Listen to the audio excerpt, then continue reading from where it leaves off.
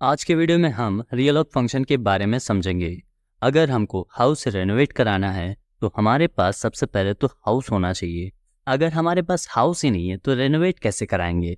बिल्कुल इसी तरह अगर हमको मेमोरी रीएलोकेट कराना है तो मेमोरी सबसे पहले एलोकेट होनी चाहिए। अब मेमोरी एलोकेट होने के बाद अगर यूज़र रन टाइम पर जितनी वैल्यूज़ इनपुट करने वाला था उससे ज़्यादा या फिर कम वैल्यूज़ एंटर करना चाहता है तब हमको मेमोरी का एलोकेशन चेंज करना पड़ेगा। और रीएलोकेशन ही वो प्रोसेस होता है जिसमें मेमोरी का एलोकेशन चेंज होता है। रीएलोकेशन होने से हम मेमोरी को इफेक्टिवली यूज़ कर पाते हैं, इसीलिए हमारा कोड और भी ज़्यादा इफेक्टिव हो जाता है। जब हमारा प्रोग्राम रन हो रहा है तब जो मेमोरी पहले से ही एलोकेट हो चुकी है उसको रीएलोकेट कराना है, तब हम रीअलॉग फंक्शन का यूज़ करते हैं। रीअलॉग फंक्शन कंपाइलर को अलाउ करता है कि मेमोरी ब्लॉक जो कि पहले से ही एलोकेट हो चुका है उसका साइज हम बढ़ा भी सकते हैं और घटा भी सकते हैं। रीअलॉग फंक्शन काम कैसे करता है? रीअलॉग फंक्शन चेक करता है कि जितनी मेमोरी की ज़रूरत पड़ेगी मेमोरी ब्लॉक का साइज चेंज करने में वो एलोकेटेड ब्लॉक में कंटिन्यूअसली मतलब एक साथ अवेलेबल है या नहीं है।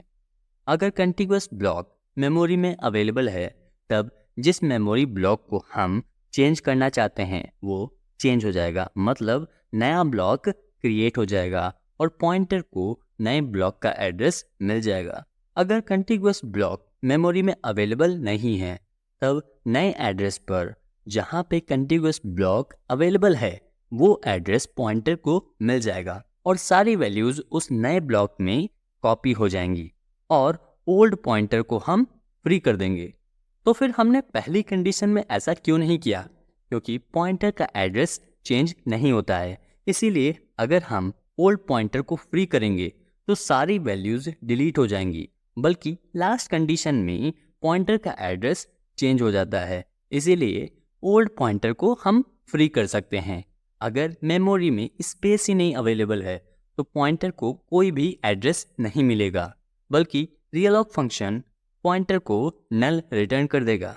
अब हम रीअलॉग फंक्शन का प्रोटोटाइप समझते हैं। सबसे पहले तो टाइप कास्टिंग करना होता है, जिससे हमने जो डेटा टाइप लिखा है उसी डेटा टाइप की वैल्यूज़ रीअलॉग फंक्शन रिटर्न करेगा।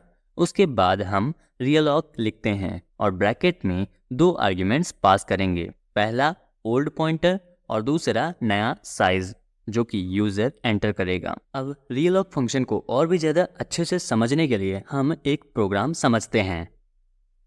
कंपाइलर प्रिंटफ का मतलब तक भूल जाता है अगर हम लाइब्रेरी ना डिक्लेयर करें, तो इसलिए हम सबसे पहले लाइब्रेरी डिक्लेयर कर देते हैं, उसके बाद मेन फंक्शन को। अब हम n की वैल्यू 5 असाइन करेंगे, उसके बाद हम पॉइंटर और काउंटर वेरिएबल को भी डिक्लेयर कर देंगे। मैलॉक फंक्शन का यूज़ करके हम मेमोरी को एलोकेट कर देंगे। अगर मेमोरी एलोकेट नहीं होती है तो उसके लिए हम प्रिंटफ स्टेटमेंट में एड्रेस नॉट एलोकेटेड लिख देंगे। अगर मेमोरी एलोकेट हो जाती है तो हम प्रिंटफ स्टेटमेंट में एंटर वैल्यूज़ लिख देंगे, जिससे यूज़र को पता चल पाए कि मेमोरी एलोकेट हो चुकी है। अब हम फॉर लूप लिख देंगे। फॉर लूप में काउंटर वेरिएबल को इनिशियलाइज कर देंगे और उस पर कंडीशन और अल्ट्रेशन दोनों ही चीज़ें अप्लाई कर देंगे। अब स्कैनफ स्टेटमेंट में %d और ptr+i लिख देंगे। अब ptr+i एड्रेस है, ठीक है, किसका? पॉइंटर वेरिएबल का। अब स्टोर्ड वैल्यूज़ प्रिंट करा देंगे, जिससे यूज़र को पता चल पाए कि वैल्यूज़ स्टोर हो चुकी हैं। अब यूज़र से नया साइज़ आस्क करेंगे और उसे n में स्टोर करा लेंगे। अब हम रीअलॉग फंक्शन लिखेंगे जिसमें ptr और नया साइज़ जो कि है n उसे पास कर देंगे। अब अगर मेमोरी में स्पेस ही नहीं अवेलेबल है तो इसके लिए address not allocated printf statement में लिख देंगे। अब यहाँ पे मेमोरी ब्लॉक का साइज डिक्रीज या इंक्रीज दोनों ही कर सकते हैं। हम यहाँ पे साइज डिक्रीज करेंगे तो हम वैल्यूज़ प्रिंट करा लेते हैं, जिससे हमको पता चल पाए कि मेमोरी का रीएलोकेशन हो चुका है। अब हम आउटपुट चेक कर लेते हैं, तो वैल्यूज़ एंटर करेंगे 4, 5, 6, 7, 8। तो वैल्यूज़ प्रिंट होके आ चुकी, इसका मतलब हमारी वैल्यूज़ स्टोर हो चुकी हैं। अब हम नया साइज़ 3 एंटर कर देते हैं। अब यहाँ पर देखिए केवल 3 वैल्यूज़ ही प्रिंट होके आई हैं, इसका मतलब एलोकेटेड ब्लॉक का रीएलोकेशन सक्सेसफुली हो चुका है। इसी तरह हम एलोकेटेड ब्लॉक का साइज इंक्रीज भी कर सकते हैं। अब हम मिलते हैं नेक्स्ट वीडियो में एक नए टॉपिक के साथ। Subscribe now and press the bell icon. Never miss an update.